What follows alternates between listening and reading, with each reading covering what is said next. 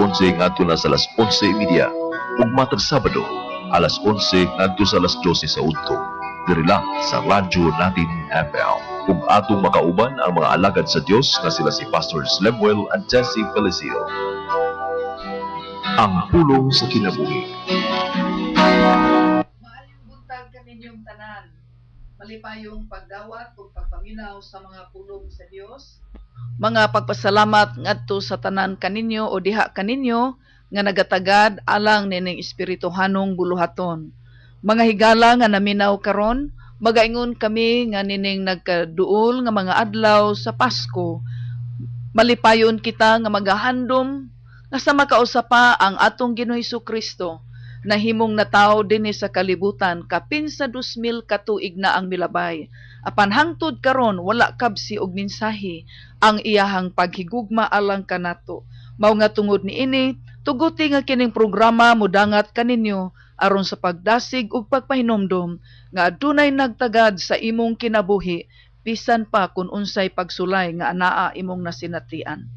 Tuguti ako nga magabasa sa pulong sa Ginoo dinhi sa Santiago kapitulo 1 versikulo 2 ngadto sa unahan nga nagaingon: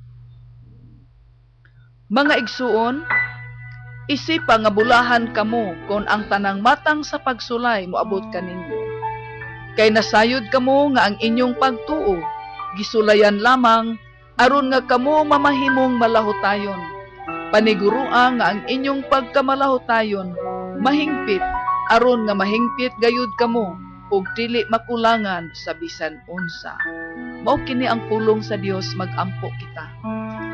Ginoong Dios, daghang salamat nga nining adlaw buhi ang imuhang pagtulunan ug alang ni adtong nagatagad, alang ni adtong adunay kagutom ug kauhaw sa Dios nun nga mga butang, ikaw magatagbaw niini. Panalangini ang tanan karon nga adunay igdulungog nga nagpatalinghog sa imong mga pulong, gamita ang imong alagad alang nining taknaa.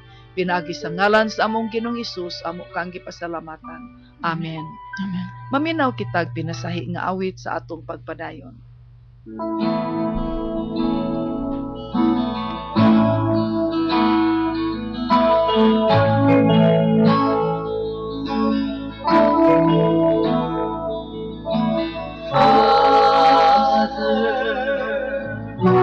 You are my portion in this life,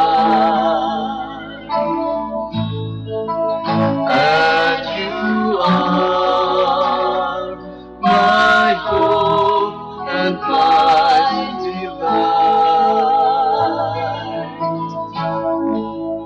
and I love you.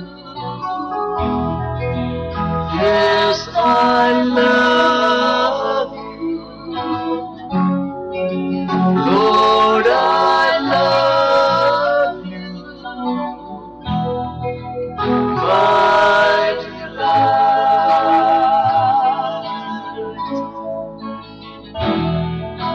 Jesus, you are my treasure in this life, and you are so pure and so kind, and I love you. Yes, I love you. Lord,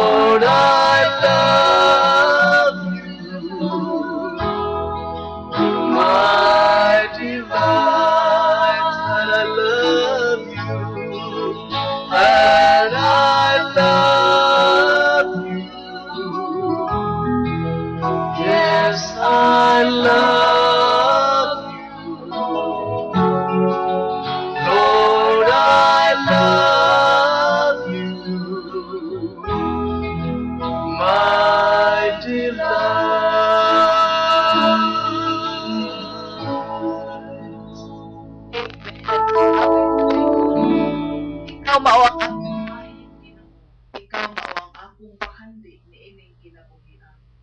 Higala, adunay daghang mga rason nganong ang tao pagpalayo siya sa iyang unang gugma sa Dios. Una, ang pagsulay ug ang kapait, ug ang ikaduha, kung ang tao tabunan sa daghang mga bahagi ug mga katiguran. Apan among pagkasig kanimo karon, ayaw pag-ibaylo ang gugma sa Dios, ang kamatuoran ug ang kaluwasan, kay ang Ginoo labaw gayud sa tanan ni ining kalibutan. Today I would like to introduce to you our speaker.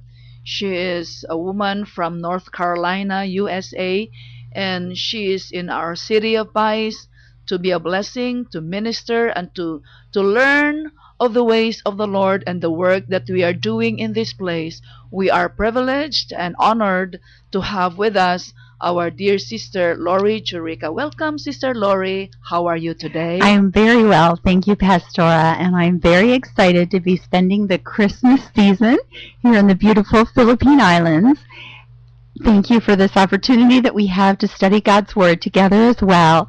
James 1:2-4 is a scripture that I've wanted to look into deeper and understand more for some time now. So here we'll take it apart into 3 different parts and see that we will gain more understanding on this seemingly difficult saying. Consider it pure joy, my brothers, whenever you face trials of many kinds, because you know that the testing of your faith develops perseverance. Perseverance must finish its work so that you may be mature and complete, not lacking anything. My Common English Bible says, my brothers and sisters, think of the various tests you encounter as occasions for joy. This will require an intentional change of our mindset. It's not what we would choose in the natural man or the flesh, but we're being told to think of it this way because we're to renew our minds with the mind of Christ. Pure joy. It is from the Greek word kara, which means joy and gladness. So I looked it up to see if there was any other meanings to it. It is joy and gladness. Some people consider it pure joy when they escape trials. But James calls us to consider it pure joy when we face trials. This seems like an impossible thing to be able to do. What do we need to have if we are going to have joy in the midst of trials? I believe understanding. If we think God is doing something wrong and allowing testing and trial to come our way, then there's no way we will persevere through it, especially with joy. We can accept when He allows to come our way with joy, knowing that persevering through this adverse situation will make us wiser, stronger, and maybe most importantly, closer to God. I have a devotional that I read every morning, God Calling, and it says this: count the lessons learned from these trials as rungs or steps up a ladder. Step up through each trial, step up, and then cast away all thought of the manner of the making of that rung or step, whether it was fashioned of joy or sorrow, of failure or success, of wounds or of healing balm. What matter, my children, so long as it has served its purpose, because we will have some of each of those. So another point from this passage of James is, he doesn't say if we face trials, but whenever we face them, when we face them, because trials are common to man in this fallen and sin-filled world. It helps to know that we are not alone in this. The Apostle Paul in 1 Corinthians 10:13 said that no trial has overtaken you that has not been common to man, that God is faithful and won't allow you to be tempted beyond which you can bear or patiently endure. We endure the testing with joy when we realize that trials are going to come and we need not be surprised by them or think that we did something bad to have it happen to us. Many of you may have heard of Bruce Wilkinson, who wrote the famous book, The Prayer of Jabez. He also wrote a book called The Secrets of the Vine, and in that he says that the branch that shows the most promise is the one that is more pruned, and that we may think, what have I done wrong, if we're pruned over and over? But it is truly what you are doing right, says Bruce Wilkinson, that God is using you and is going to use you in a greater way, that you are pruned more and more. So yes, this is a daily dying to self and a walk of faith daily. And we can learn through the Spirit of God to endure patiently and with joy, because long-suffering and patience are fruits of the Spirit. Thirdly, this scripture also tells us that the testing of our faith is for the purpose of developing perseverance. This makes us more mature and complete, and this is the goal. God's goal is to make us mature and complete, not to keep us from all pain. Instead of complaining about our struggles, we can and should, with discipline, see them as opportunities for growth. God has called us to be overcomers. This means that we will experience difficulties that will help us grow. We rejoice in suffering not because we like pain or deny its tragedy, but because we know God is using life's difficulties and Satan's attacks to build our character. His goal for us is Christ-likeness. Take, for example, this story of a sculptor. The sculptor finds a faulty marble and casts it aside, a faulty piece of marble. And because this piece of marble has no fashioning, it may regard itself as perfect because the sculptor has had to do no work on it, and it may look with scorn upon the marble that the sculptor is casting in shaping into perfection. From this, we, children of God, we learn a lesson for our lives. No person can become a mature Christian without suffering.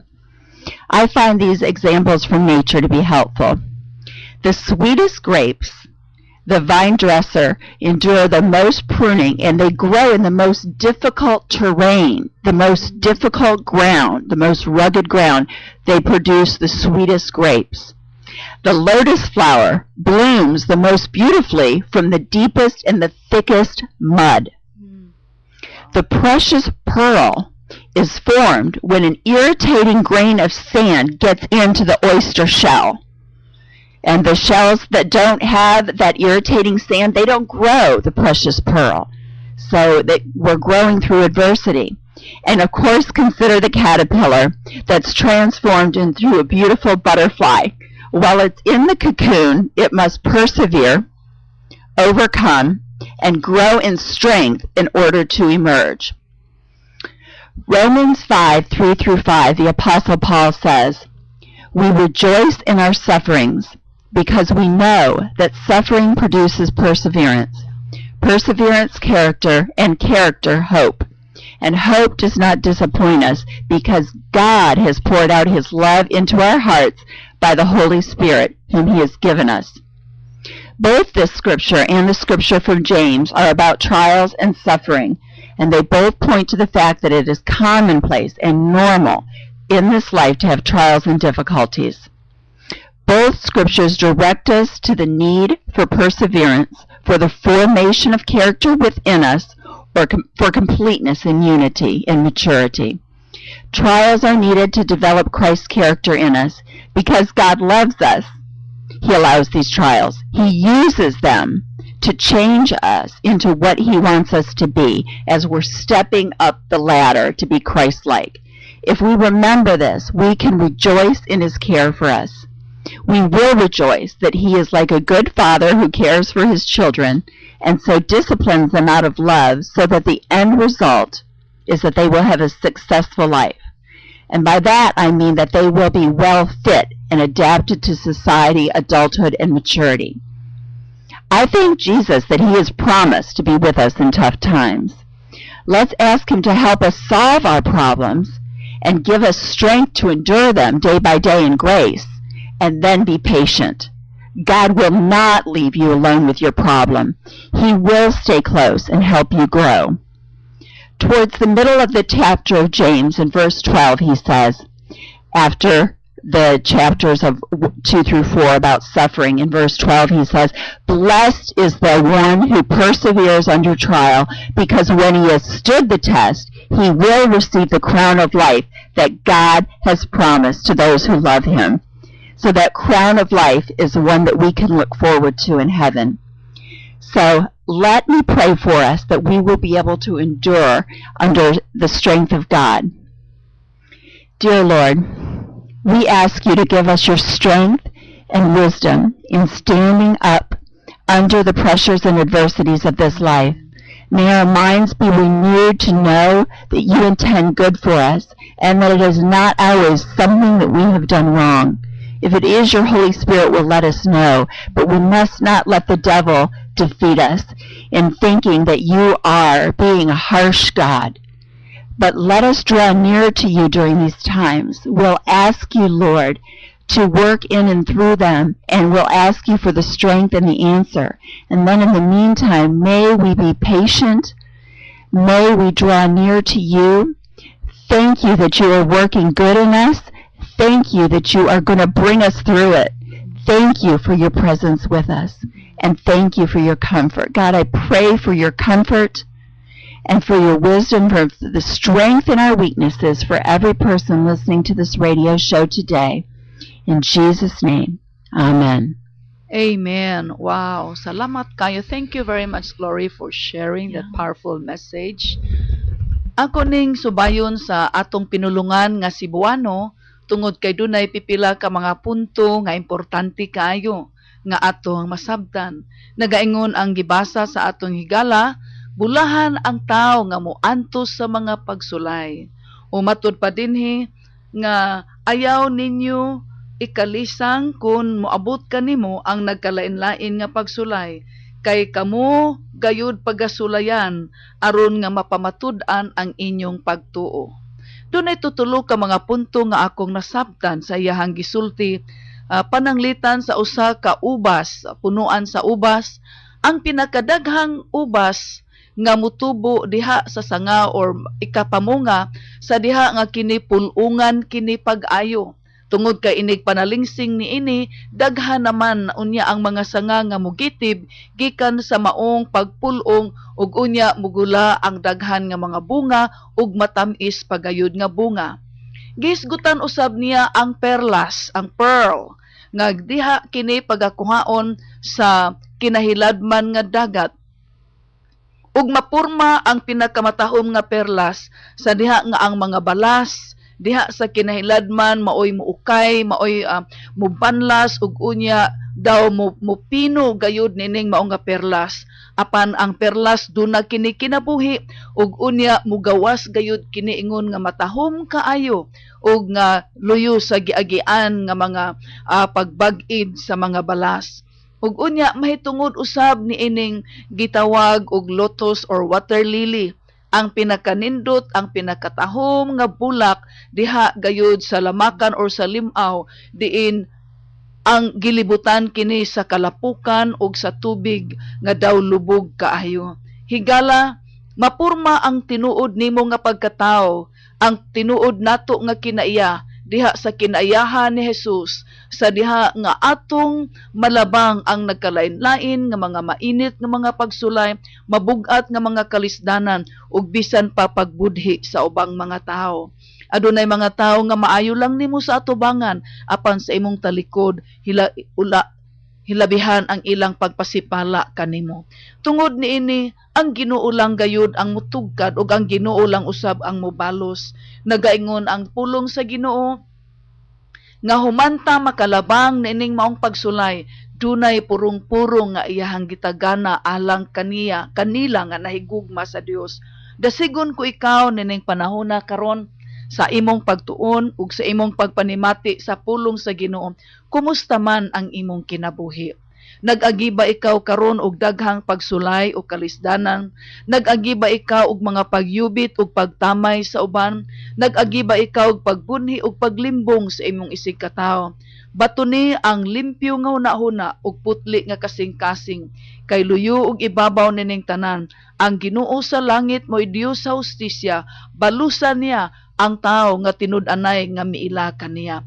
Apan ang tao nga malimbungon sa iyang isig katawo, ang tao nga taspukan sa iyang isig katawo, dili usab ang Ginoo mutalikod Nganuman tungod kay dunay kastigo nga ipahamtang sa Dios alang sa iyang kinabuhi. Magaingon ako kanimo karon, sukda ang imong kaugalingon, susiha ang imong kinabuhi. Naa ka ba sa mga pagsulay nga imong tinuyuan o naa ba ikaw sa pagsulay aron sa paglig-on sa imong pagtuo? Ugaling nining panahon na karon, buot ka nga makasinati sa dugang grasya, sa kaluoy ug sa tabang sa Dios. Palihog uban kanako ni ining pag-ampo, ug mao kini ang pag-ampo nga imong pagabuhaton. Salamat Ginoo sa imong pulong nga nagatudlo, nagapakita ug nagapasabot kanako. Ginoong Hesus, ang imong pulong kinabuhi, tambal, kalanon, kahayag, panig-ingnan, alang kanako. Pasaylua ako, O Dios, sa akong mga kalapasan. Hugasi ako sa imong mahal nga dugo nga giula sa cross. Ginoong Hesus, gikinahanglan ko gayud ikaw.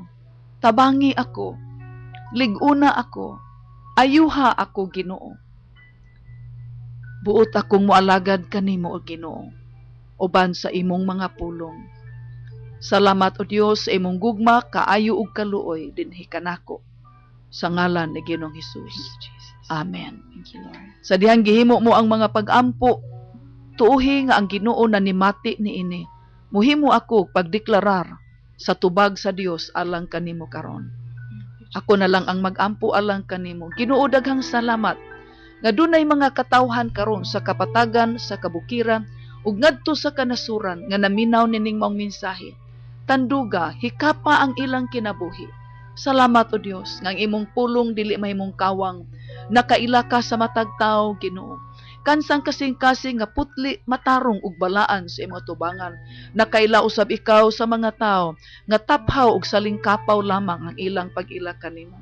Apan ako mga pag-ampo, Ginoo, nga nining tanan mulabaw gayud ang imong gugma ug ang imong kamatuoran. Panalangini ang tanan nga niya sa syudad sa Bais, sa tanang kabaranggayan, sa among mga pangulo, sa tanan nga mga nagpapatigayon karon. Salamat Ginoo nga ang imong pulong mamuhat nga makusganon sa kinabuhi. Kinsa man karon ang anas kabugat sa problema, kinsa man karon ang anaas sa balatian, hikapa siya Ginoo. Ayuha, tabangi Ginoo nga among mga higalag, mga igsuon nga nagkinahanglan sa imong panabang. Salamat O Dios nga miingon ka, kung mutawag kami kanimo nga kinasing-kasing, ikaw gayud mutubag ug magaayo kanamo. Salamat sa kahigayunan nga imong pulong milanog karon. Amo ibalik kanimo ang dungog, himaya ug tanang pagpasalamat. Pinagi sa ngalan sa Ama, sa Anak ug sa Espiritu Santo. Amen. Gihimo kong mga pag-ampo alang kaninyo, mga higala ang Word of Life Ministry sa atong syudad, nagapangalagad, labot sa espirituhanong mga pagtulunan, ayaw kamo pagmakuli sa pagkikibalag kanamo, o kininyo mga alagad, magatagad usab kaninyo. Hangtod sa sunod panahon, magaingon kami, we love you in the love of the Lord. God bless you.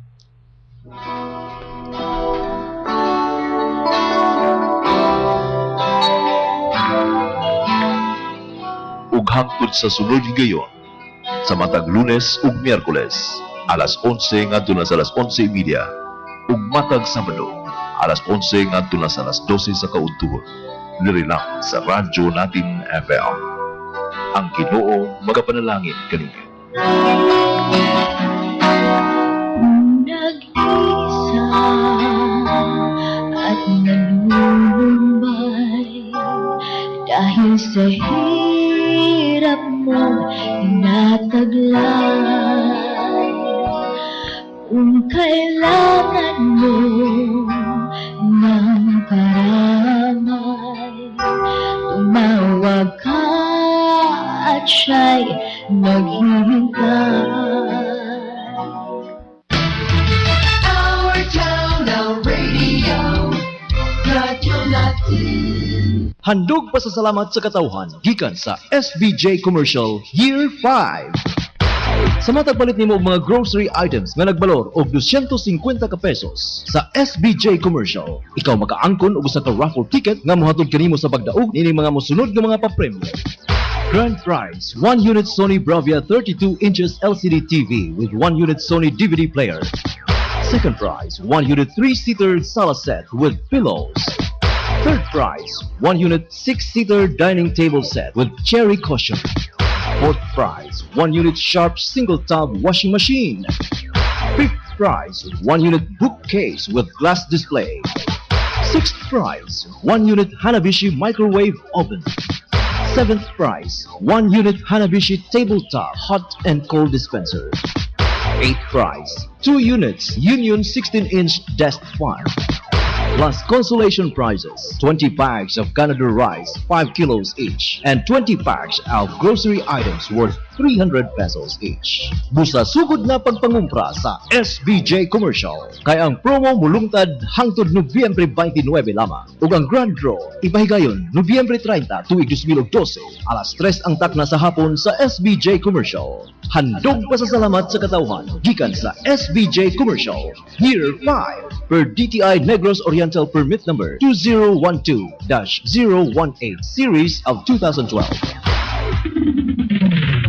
Aniya na sa Dumaguete, ang dugay ng gihulat sa tanan, ang pinakabaratong wholesale store sa tibuok Negros, ang LP Hypermart. Konbenyente para sa tanan, kay dako ang parking lot ug fully air-conditioned ang tibuok tindahan, ug dili lang kay kanara. Way makalupig sa pagkabarato sa ilang mga baligya. Dagko ang diskwento busa, mas daghan ang imong paliton, mas gamay ang imong mabayaran kumparar sa ubang mga tindahan. Ang LP Hypermart sa Bagakay. Ani ay maayong pahibalo alang sa mga babayi ug lalaki nga nagpanggidaron gikan sa 18 hangtod sa 25 anyos o litawo, dalaga, bisan kadtong aduna nay kabilingan sa kinabuhi, high school graduate, college level o college graduate. Kung nangita ka og trabaho, ihatod lang